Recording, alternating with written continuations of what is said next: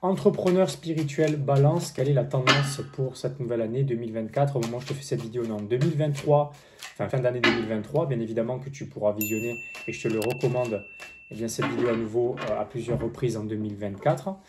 C'est une tendance générale, je ne peux pas aborder toutes les particularités de chacun, de chacune des activités de chacun des business. Tu le comprendras, j'imagine très bien.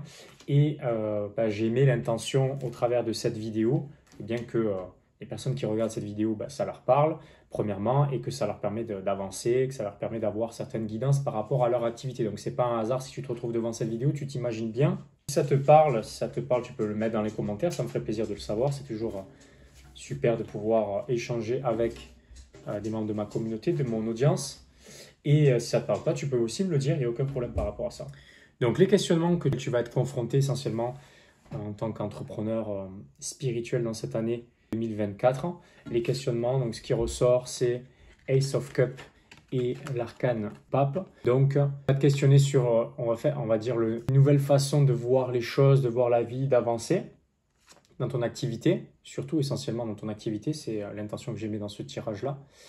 Donc, des difficultés à voir comment les choses vont se passer à l'avenir, donc des questionnements par rapport à quelles seront les nouvelles opportunités, est-ce que je vais pouvoir est-ce que mon activité va pouvoir toujours être compétitive, je ne sais pas si ça se dit, mais est-ce que je vais pouvoir toujours continuer à prospérer à l'avenir et est-ce que je vais pouvoir compter sur ma guidance spirituelle, sur ma dimension spirituelle pour pouvoir avancer et essentiellement compter sur mon intuition, ok?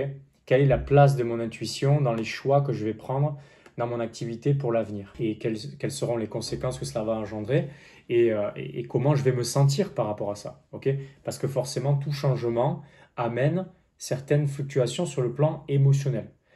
Et on a du mal à séparer notre activité de qui on est quand on est entrepreneur. Ensuite, le type de réponse auquel tu aspires, c'est tu veux des réponses au niveau concret, matériel, financier. Est-ce que ça va me permettre de continuer à aller dans la bonne direction sur le plan matériel, financier? Est-ce que les choses vont bien se passer par rapport à ça? Les blocages que tu vas rencontrer en 2024, donc King of Swords, donc le roi d'épée, c'est des difficultés à faire confiance en ta façon de penser, en ta façon d'opérer dans ton activité. Tu vas douter de toi et tu vas douter de ce que tu mets en place et de ce que tu as mis en place. Tu vas pouvoir compter sur une aide intrinsèque par rapport à ça. Cette aide, c'est la tienne, c'est les ressources que tu as en toi, ces ressources personnelles, et cette capacité à aller de l'avant malgré les changements qui vont potentiellement se présenter à toi, et que ce soit personnellement, mais aussi pour ton activité. Donc le 5 de bâton, c'est le fait d'accepter le changement et c'est le fait d'être inspiré par le fait de changer. Et les ressources externes sur lesquelles tu vas aussi pouvoir compter, donc ça c'est des ressources concrètes, physiques, matérielles, l'aide extérieure, que ce soit des gens ou que ce soit aussi au niveau de ta dimension spirituelle.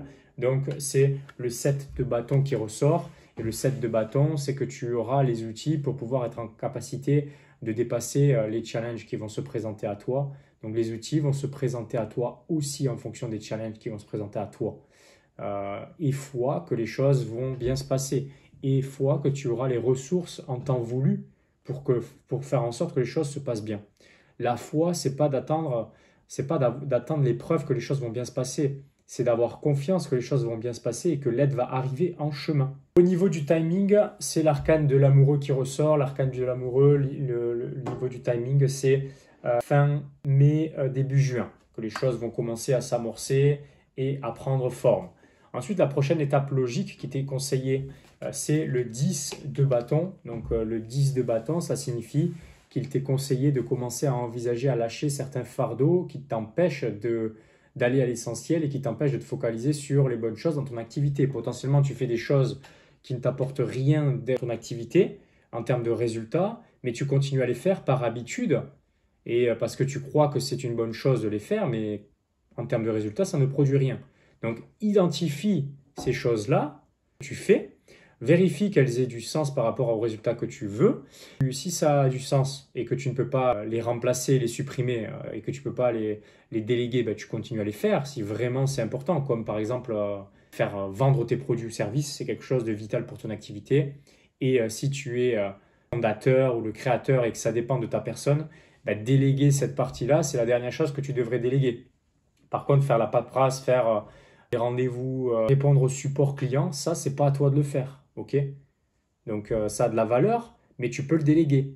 Et si tu continues à le faire toi-même, bah, tu vas être surchargé de choses à faire qui vont t'empêcher de faire les choses les plus importantes dans ton activité et qui vont du coup, de facto, t'empêcher de croître et de croître sur le plan matériel, financier par rapport à ton activité. Donc, arrête de vouloir tout porter sur tes épaules et commence à te faire aider, accompagner, etc. L'approche globale des conseils d'avoir pour cette année 2024, c'est le fait de toujours envisager d'autres alternatives dans le sens où quand tu as une forme de dilemme entre deux options, essaie de voir s'il n'y a pas une troisième option qui pourrait être encore plus bénéfique et une option qui t'inspirerait davantage. Ok? Exploite la troisième option.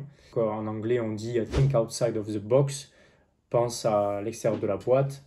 J'ai toujours des difficultés à traduire cette expression.